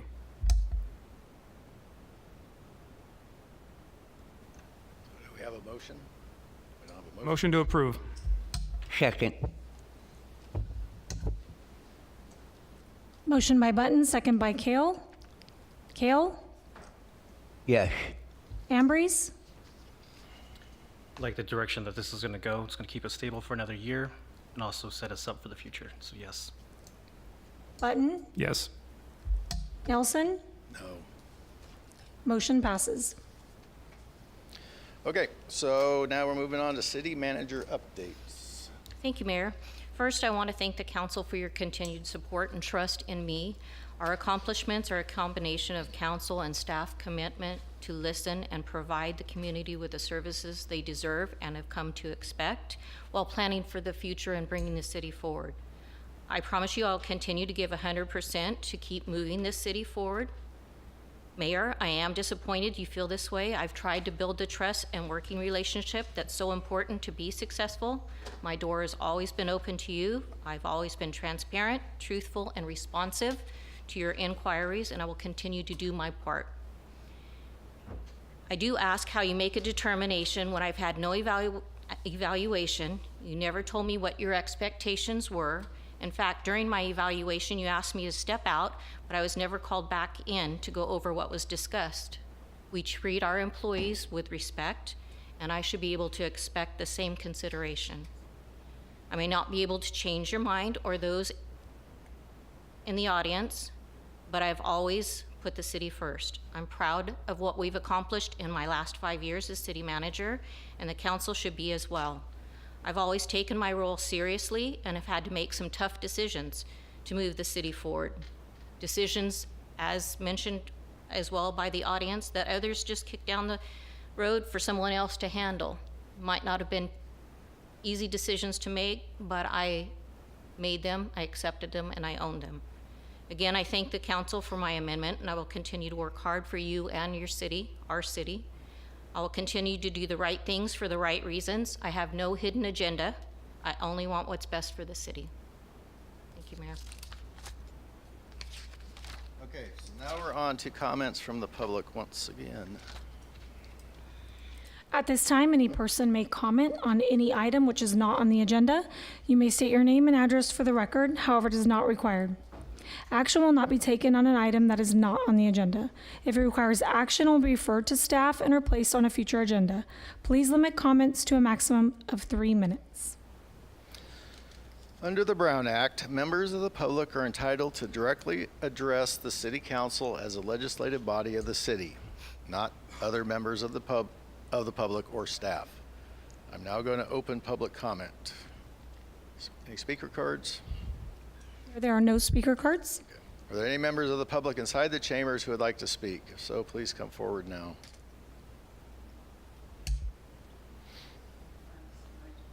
I apologize. I think I got your sewer and water kind of confused, but I'll bring it up again. 2 years ago, I came up here in regards to your sewer agreement between County of Merced. I'm glad that Mr. McDaniel's still here, and the city of Atwater. We have been pumping waste out of Castle Air Force Base since it closed in 1995. You had a couple contracts, 1995, 1997, and the last one was 1999. And in fact, I think Greg Olzak was our mayor at one time when he was part of that agreement. And it was all supposed to have been married, and everybody was supposed to live happily ever after, where Atwater was going to get a little bit of money for all of that stuff that was coming from Castle Air Force Base after it closed. There were many, many large businesses that went on to Castle, and we were happy about that. But Atwater, I think, is bearing the brunt of the sewer waste and having to repair the interceptor, is that what you call it? That you went out for an RFP about 2 years ago, April of 2021, and awarded it the following month of 2021, just for engineering services, about $70-some thousand, and then it was going to be a little bit more to repair it. We're paying for it. How come? And I kind of figured it out, and I'm not really smart when it comes to adding, but I figured out there's about $5 million that the city has lost, probably more or a little less, that we could have used for other niceties in this city. And I wonder why on earth we can't sign an agreement with the County of Merced so we can start getting some money from the county for our sewer services. Thank you very much. Have a nice evening. All right, thank you. Anybody else?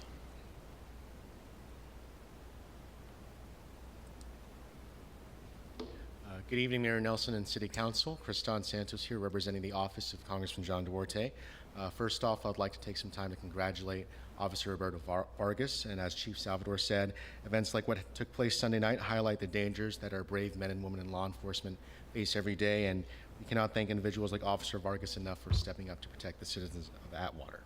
I had the pleasure of seeing Mayor Nelson and Chief Salvador at Atwater's National Night Out, and it was fantastic to see the community turnout, and from saving thousands of dollars in taxpayer money to coming to the rescue by charging electric wheelchairs with electric Ford trucks. We cannot wait to see what you do with this new fleet.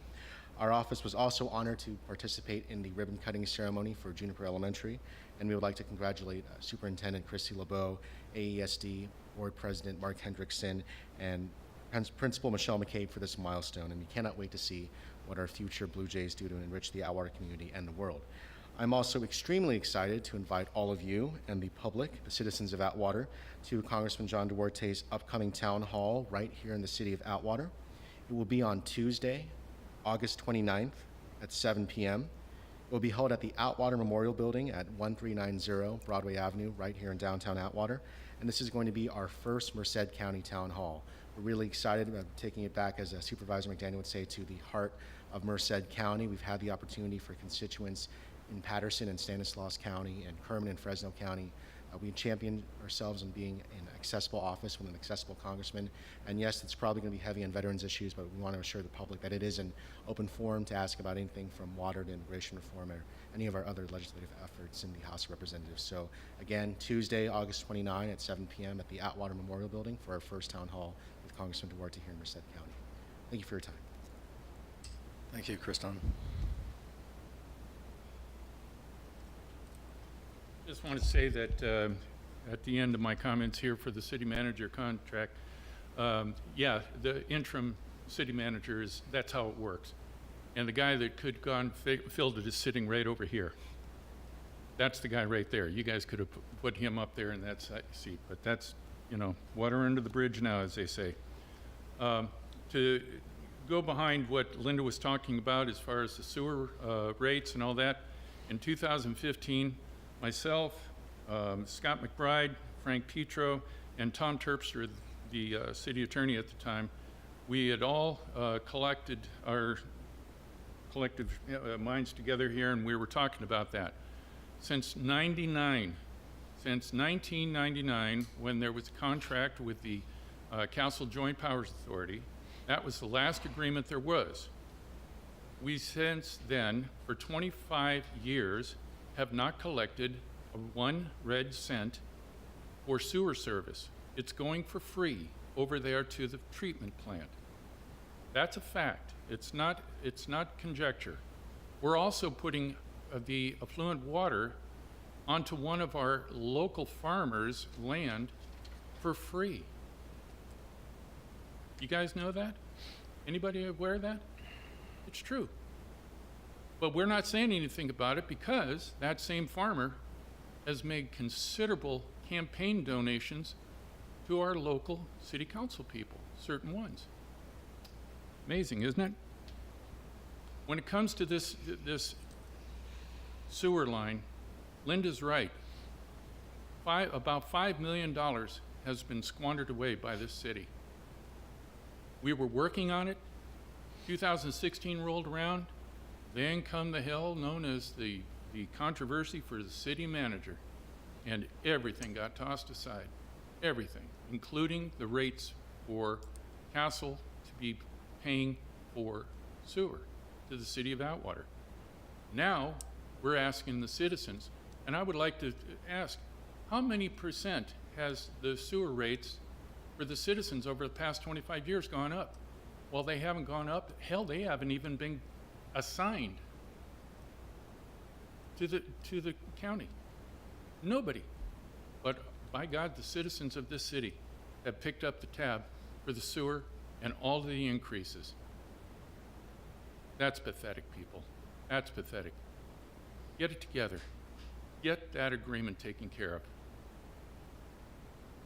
It's the same thing as the Sam Joseph deal, and I hope that that comes to fruition here pretty quick. We're going to have a lot to talk about when that all comes over and done with, believe me. All right, thank you. Anybody else? Seeing nobody else coming forward, I'm closing public comment now. We're on now to City Council reports and updates. Mr. Kale? Okay. Congratulations to Officer Vargas, and welcome to the city. Same thing with you, Anna. Welcome. I'm glad you're here. I'm sure it's going to be great to be working with you. Thank you to the Atwater Linton Lions for their donations, and I hope I get her name right. Nicole Ross, congratulations and thank you for all that you do and will do for our community. That was a great find, Councilman Button. Thank you for bringing that to our attention.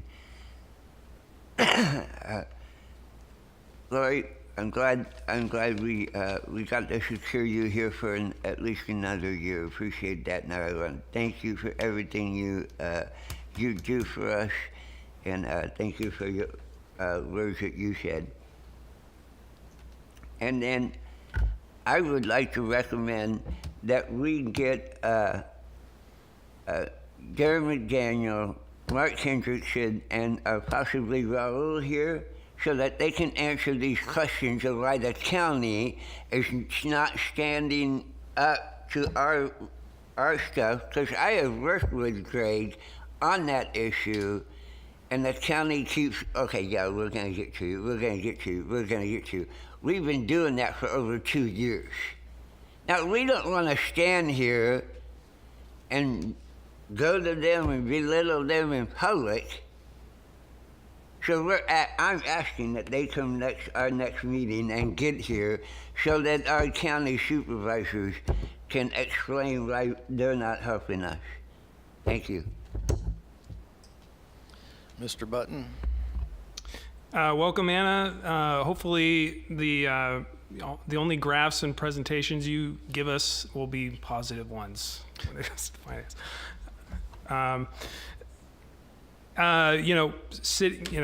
School's about to come back into session, so the roads are going to be a little more busy in the morning. So, as always, usually John's the one that, taking John's lead here, he's usually the one that reminds people, start slowing down. There's going to be a lot more kids out there. Teacher myself, don't feel bad for us teachers, okay? It's just my opinion. People are like, oh, the teachers, I'm ready to get back after it.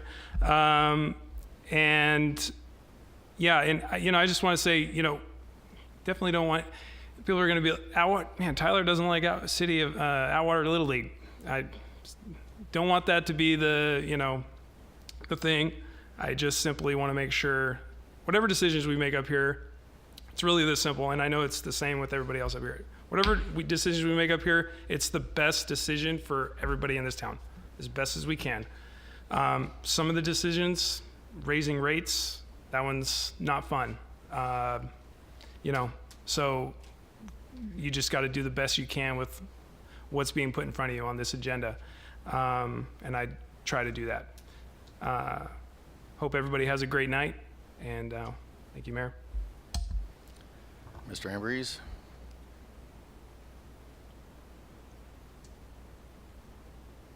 First, I'd like to congratulate Nevaeh Nicole Ross Burton.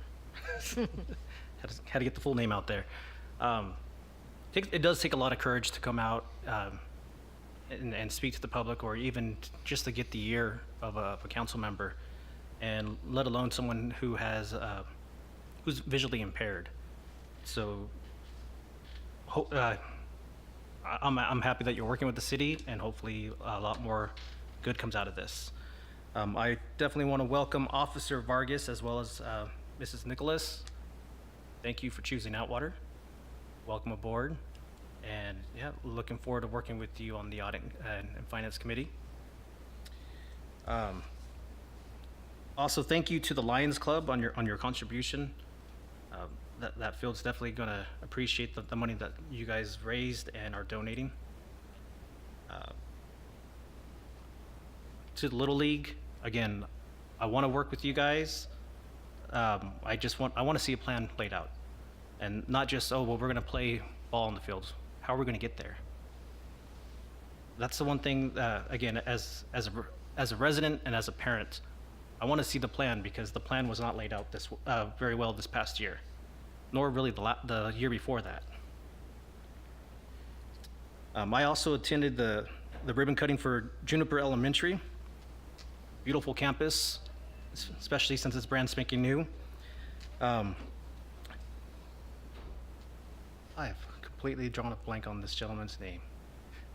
Their teachers union president. Brad Pickle. There you go, Mr. Brad Pickle. Enjoyed our conversations on campus, and if the invite is there to check out and tour the other campuses in Atwater Elementary, please do send an invite. I would be more than happy to go check them out. Also, I want to congratulate Superintendent LaBelle for a wonderful speech. She can really communicate. I'll just say that. I've listened to a bunch of different superintendents over the past year, especially with my employer. So if you guys follow Merced City Schools, you guys know why I said that.